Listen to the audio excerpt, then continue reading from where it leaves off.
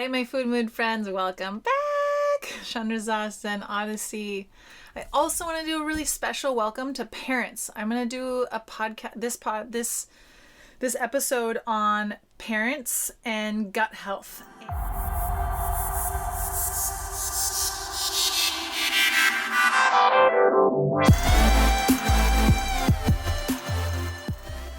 If you're not a parent, this episode is still really, really useful because one of the big concepts that I use for my coaching is understanding that we each have these two different parts of our brain. One that's some people call the primal, I like to call the toddler, and the other part that's the prefrontal, and then I like to call the parent. So we all have these two parts of our brain, and when we're kids, we are far more in the toddler part of our brain most of the time. This is why kids can't regulate themselves and why modeling and being around other humans and seeing how they behave. And there's a whole amazing process about being a parent and watching a little one develop and grow. And so I've been chewing on how to create and bring in the parenting piece with my gut health. My personal experience with having a kid and having all of my previous gut health knowledge that I brought into being a parent has been incredible. And I recently was talking to one of the teachers at my little one's school. My little one is just over 3 at this moment, and she's in a little daycare school. We call it school. And I started having these brief conversations with one of the teachers whenever I was picking her up and dropping her off.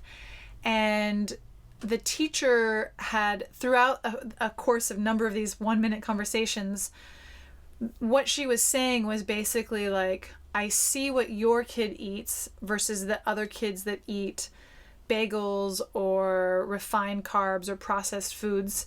And it's pretty incredible to see how regulated your kid is able to be. And she knows just enough about gut health that she saw the connection, and she was linking what the different kids are eating and their ability to regulate themselves. And so this idea has been like really sticking with me, and I've been really thinking about how can I share what I know about gut health with other parents. And in the show notes here, linked below, I'll also put, there's a PDF document that I created for parents to understand just like the basics of gut health for their kids. In the PDF, I lay out the basics of like what are the important things that kids need to avoid and also kids need to consume. And it's pretty much identical to what I teach in my gut health program. The basics for gut health are the same for a little toddler and require the same managing of our own toddler brain. Like my little toddler and my toddler brain, they want the same things. They want the bread, they want the sugar, they want right now. And if they don't get it, they throw a tantrum. Same thing in my brain, same thing in your brain. You see those Oreo cookies or you see that piece of cake, and there's this part of you that wants it really badly right now. And so we have this incredible opportunity as parents both to manage and regulate the choices that our little toddler gets. And at the same time, what I've been able to do is also apply it to myself. I know I remember when my little one was like 6 months old and she was starting to eat what we were eating. And I think we were in Greece, and I got a gelato ice cream and she wanted some. And it was this moment where I was like, oh my gosh, like, am I going to tell her she can't have it and I can have it? Or am I going to step up to my game? And if I really think that sugar is this bad, then why am I eating it? And it was a turning point in my own gut health because I realized that if I really want to support her and really set her up for the best life possible, I know what she needs to eat. I know what is the best for her gut and her brain, also speaking brain development wise, and I know what's not. And so I stepped up my game, and that's when I really cut out sugar from my diet. And and really invested in her health, and in turn also invested in my own health. There's this great phrase that I love: if you let them, kids will perfect you. And I think that this is one of those opportunities. Now, the trick to feeding a kid really nutrient dense diet is that the parents have to do the same thing, or otherwise you create a whole bunch of other drama and mixed messaging and poor modeling. So we need to eat low to no processed foods. We need proteins, especially little kids. We all need proteins and oils, but this is the base of a kid's diet: proteins and oils. And it's organic proteins. It's the proteins without the antibiotics, without the hormones, without the pesticides. It's the oils. It's the animal fat oils. It's the ghee. It's the organic oils that are full of the building blocks that our little ones need to develop their brain and to really get their gut in a really solid place. The kids' digestive systems are still forming. Until they're at least 5. And so the more positive, strong building things that we can put in their guts, that means that it's going to their brain and it's allowing them to be more present, more stable energy, more ability to learn and pay attention and develop. The hard part is the change, is cutting out the things that are as the parent, in your diet. The things that are not good for your kid's gut are also not good for your gut. So then what? So then how do we make these changes? How do we decide to be the healthiest version of ourselves, to give our kids the best version of themselves? Well, the short answer is decrease over desire, is to decondition our brain, to change what we believe to be normal food that is not really food, and invest in our own eating habits that set our kids up for also incredible eating habits. The quick answer is cut out the processed food. Don't give them things in a package. I know how easy it is to reach for the easy thing. And the problem is that it's easy in the moment. It grabs their attention. It puts something in their mouth. They stop whining for a second. But then the roller coaster of insulin and glucose and the lack of the proteins and the oils and the nutrients they really need, this sets our own parenting up for this roller coaster of hard.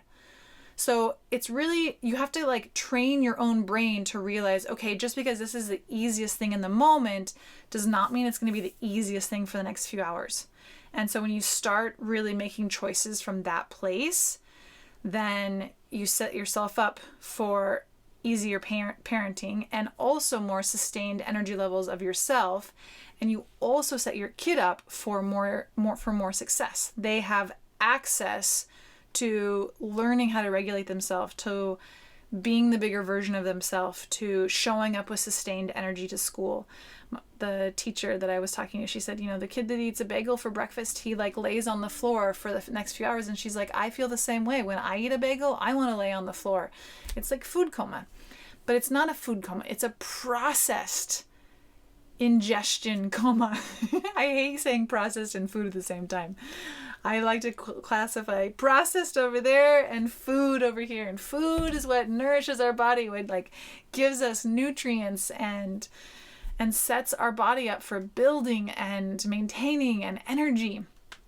So parents, it's a trek, but I'm telling you that if you don't invest in your gut health and your kids' gut health, you're setting yourself up for a lot more work. I know it's a hard sell because as a parent, I am utterly exhausted. It's so much work. It's nonstop. I could never have imagined what it's like to be a parent before I was a parent. But if you invest in your kids' gut health, which means also investing in your own gut health, the long-term picture is going to be way easier on everybody. I promise you. I know it's a hard sell, and I know it means more time and energy. Even just a change takes a lot of time and energy. And to feed ourselves with healthy food, with whole food, vegetables, proteins, oils, it takes more time, it takes more energy, and it takes more money. But when we don't do it, it costs us exponentially on the other end. whether it's the sugar crash and the tantrums that happen later today, or the accumulation of toxins and the lack of nutrients that creates other health issues down the line for our kids and for ourselves. So, gut health, anyone? Yeah, it is a journey. It is really a journey, and the more I coach my clients and the more I really tell stories and really define all of this, I have to admit to both of us that it's a lifestyle. It's not a short-term solution. It's not something you do for a week or a month or a year. It's a lifestyle, and it takes embodying and becoming that other version that makes certain decisions long-term and predominantly. But the payoff is enormous. The payoff is really, really huge. I personally was born with really bad health. For whatever reason, doesn't really matter what the reason is, but when I was 2 years old, I was going to tons of doctors and specialists trying to figure out what was wrong with me. I was covered in eczema. It was horrible. And then at 10, my mom sat me down and tried to tell me I needed to go on a diet. I had a gut health problem from very, very young. I have a really, really sensitive gut. And for a long time, I thought there was something really wrong with me. But now I've come to realize what an incredible gift and asset it is to myself. I feel like I have invested so heavily in my health that I'm healthier than most people my age, which is pretty amazing. And I'm watching my little one grow up, and she is a rock star. And I attribute a lot of it to what she's eating. She's eating a very protein, oil-based diet. She does have, I don't want to limit completely. She does have breads once in a while. She does have, carbs is not a problem, but refined carbs, flours.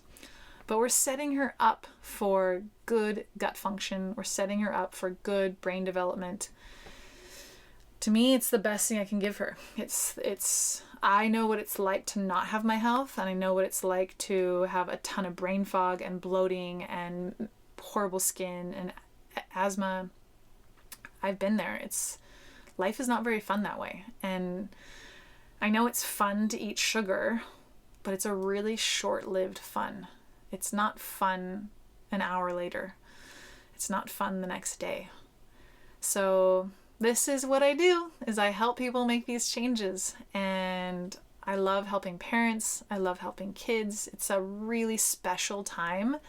Most parents, whether they're parents to be or becoming parents or new parents, there's a special moment where we're kind of willing to make changes to give our kids the best thing possible. It's a really special window. And for those of you that take advantage of the time, it's a really good time to change. It's a really good time to invest in your health. So with all that, and I'm going to circle back to my non-parents that are here,